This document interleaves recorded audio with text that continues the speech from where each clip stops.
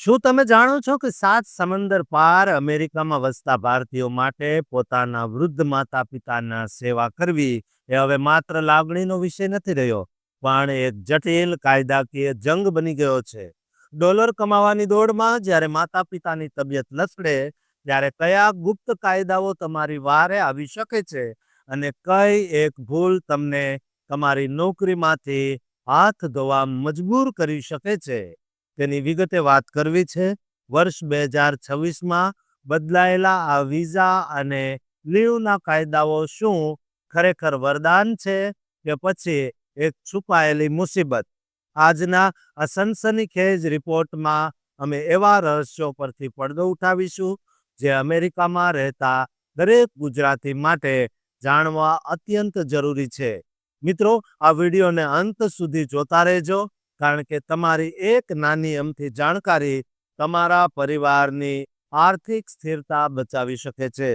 મિત્રો, અમેરિકામાં જ્યારે વૃદ્ધ માતા પિતાની તબિયત નાજુક હોય, ત્યારે કર્મચારીઓને સૌથી મોટી રાહત federal family and medical leave act દ્વારા મળે છે, જે અંતર્ગત લાયક કર્મચારીઓને વર્ષમાં 12 અઠવાડિયા એટલે કે અંદાજે 60 દિવસની અવેતન રજા મળે અને અનપેડ લીવ મળે છે.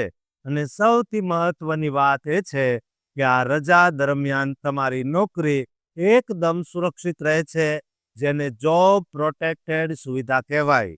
જો કે આ સુવિધાનો લાભ લેવા માટે તમારે 50થી વધુ કર્મચારીઓ ધરાવતી કંપનીમાં ઓછામાં ઓછા 12 મહિના કામ કરેલું હોવું જોઈએ અને 1250 કલાકની સેવા આપેલી હોવી જોઈએ.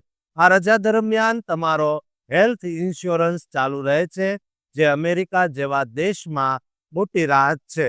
પણ સૌથી મોટો પ્રશ્ન એ છે કે 12 અઠવાડિયા પગાર વગર ઘર કેવી રીતે ચલાવવું?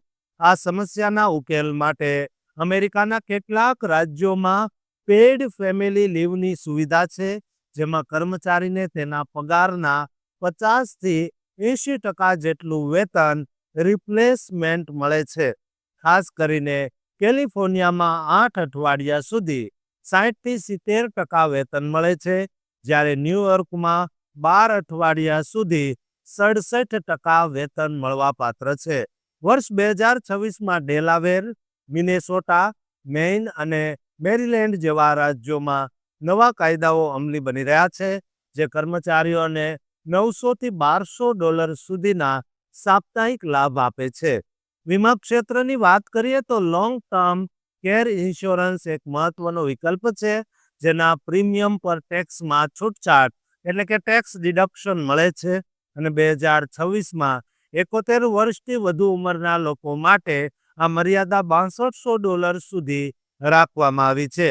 જોકે ફેડરલ કર્મચારીઓ માટેનો પ્રોગ્રામ હાલમાં સસ્પેન્ડેડ છે, જે એક ચિંતાનો વિષય છે. આ સુવિધાઓ મેળવવાની પ્રક્રિયા એટલે કે પ્રોસેસ સમજવી પણ ખૂબ જરૂરી છે, કારણ કે તમારે સામાન્ય સંજોગોમાં એમ્પ્લોયરને 30 દિવસ અગાઉ નોટિસ આપવી પડે છે અને મેડિકલ સર્ટિફિકેશન 15 દિવસમાં રજૂ કરવું પડે છે. જો તમે આ પ્રક્રિયામાં ભૂલ કરો તો તમારી રજા નકારાઈ શકે છે. સંશોધનો બતાવે છે કે પેઇડ લીવ મળવાથી નર્સિંગ હોમમાં દાખલ થવાના પ્રમાણમાં 11%નો ઘટાડો થયો છે, જે સાબિત કરે છે કે જો સંતાનોને યોગ્ય સુવિધા મળે તો તેઓ માતા-પિતાની વધુ સારી રીતે ઘરે જ સેવા કરી શકે છે. અમેરિકામાં હાલમાં ફેમિલી એક્ટ જેવા પ્રસ્તાવો પર પણ ચર્ચા ચાલી રહી છે, જે સમગ્ર દેશમાં 12 અઠવાડિયાની પેઇડ લીવ લાગુ કરવાની વાત કરે છે. અત્યારે અમેરિકામાં માત્ર 3% લોકો પાસે જ આવી સ્પેશિયલ ઇન્સ્યોરન્સ પોલિસી છે, કારણ કે પ્રીમિયમના ભાવ સતત વધી રહ્યા છે. પણ જો તમે યોગ્ય આયોજન કરો તો વૃદ્ધાવસ્થાની દેખરેખ તમારા ખિસ્સા પર બોજ નહીં બને. આજના આ ખાસ અહેવાલમાં આટલું જ. અમેરિકાના કાયદાઓની આવી જ સચોટ માહિતી માટે જોતા રહો આપણી આ ચેનલ અને આ ચેનલને સબસ્ક્રાઇબ કરી દેજો.